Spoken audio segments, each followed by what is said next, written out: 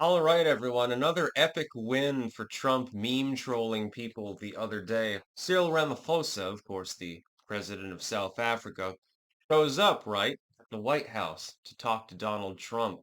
And, it's a diplomatic meeting, dry and boring. I'm sure they had snacks and probably McDonald's or something like that, given Trump's nature. But then Trump decided to show a video regarding white South African farmers. And of course, we're bringing in white South African refugees at the moment because South Africa is habitually abusing them. And we'll get into that in a moment, but you should have seen the look. I recommend that you take the live link actually on there and look at the video.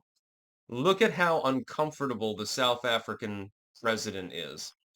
He's like, uh, mm, "Yeah, I want to show you a video. Oh, we'll have to look into this."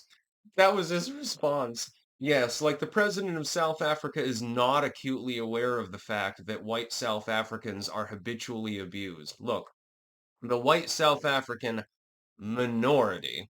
I thought that we were supposed to take care of minorities and stuff, but apparently if their skin color is too light, then it doesn't count, according to liberals.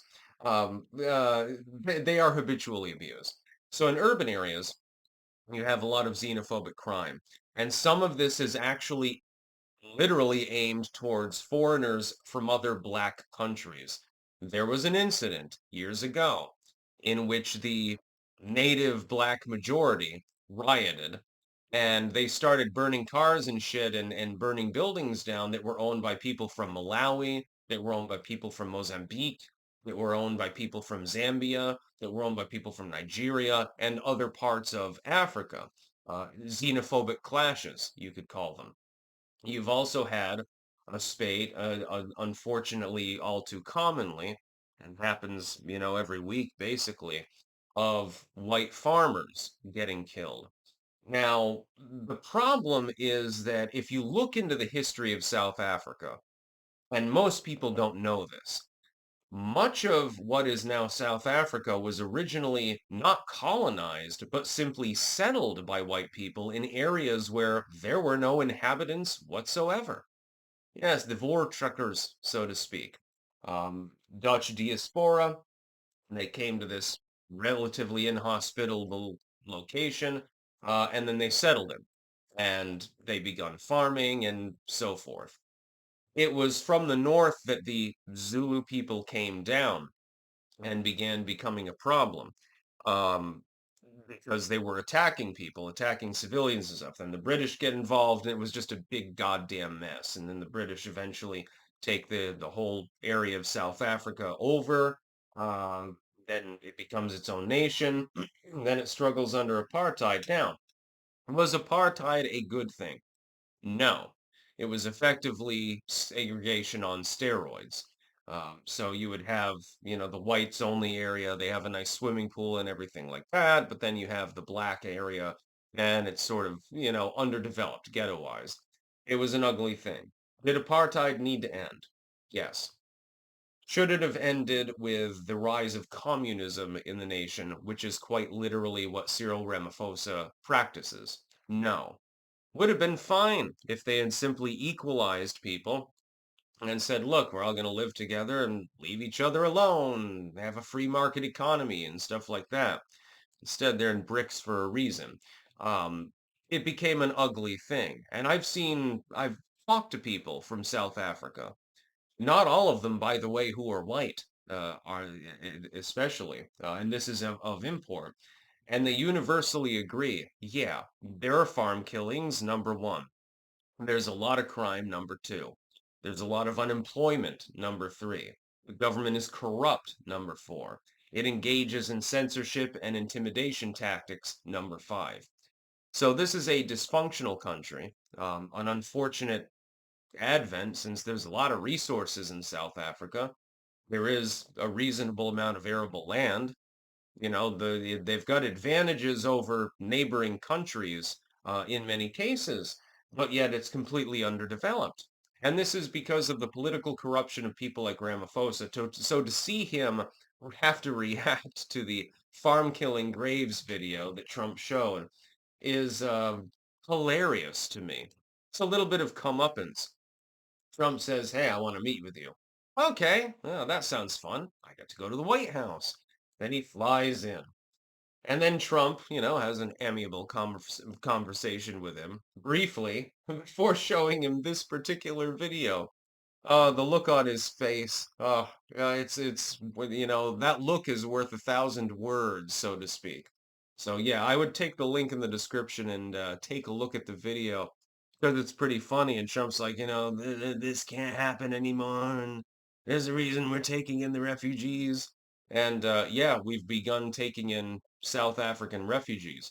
Again, by the way, to the libs out there who will say, well, you're only doing that because they're white. You only support this because they're white.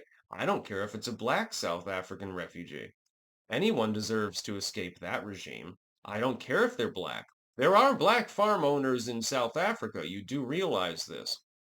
Anyone who is associated with that kind of lifestyle is at risk in the country, along with many people in urban areas.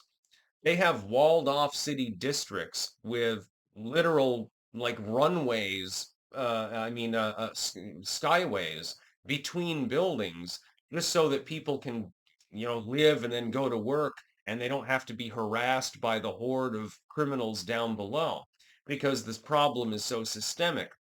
There was one post on 4chan I remember years ago, which a dude wanted to, tour, I think it was Johannesburg, but I can't remember.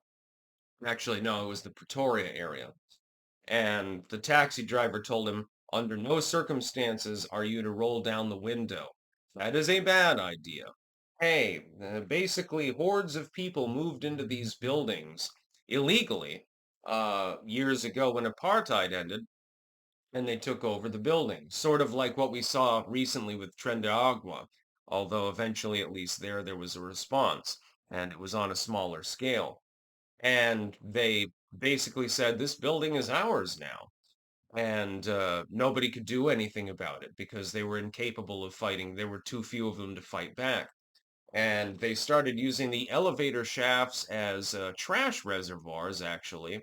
Eventually, the electricity got disconnected, and there's like shit and piss everywhere. And what they did was certain wealthy groups, they hired mercenaries effectively to go in and clear them out, and then hired crews to shore up the defenses, so to speak, and then build the skywalks between buildings as they cleared them out one by one, forming effectively a sub-community that was actually reasonably safe. And this is real. It sounds like something from a dystopian novel, but it actually happened. It's still happening now. They're still clearing out. And then you've got other colonies out in the hinterlands that defend themselves to the greatest that they can, but they're still abused all the time. Now look at Irania, for example. So it's rather sad, actually, because you got this country that has a shit ton of resources. It could be really wealthy, but it's pissing it away with racial communism. Yeah, wonderful. And it's really helping the black population too, I will add. They've got like 50% unemployment or some crazy shit like that. Yeah, it's really it's been beneficial. I'm sure that they're much better off now than they were before. Hell, I think that some of these people would rather have goddamn apartheid back. That's about all. Peace out.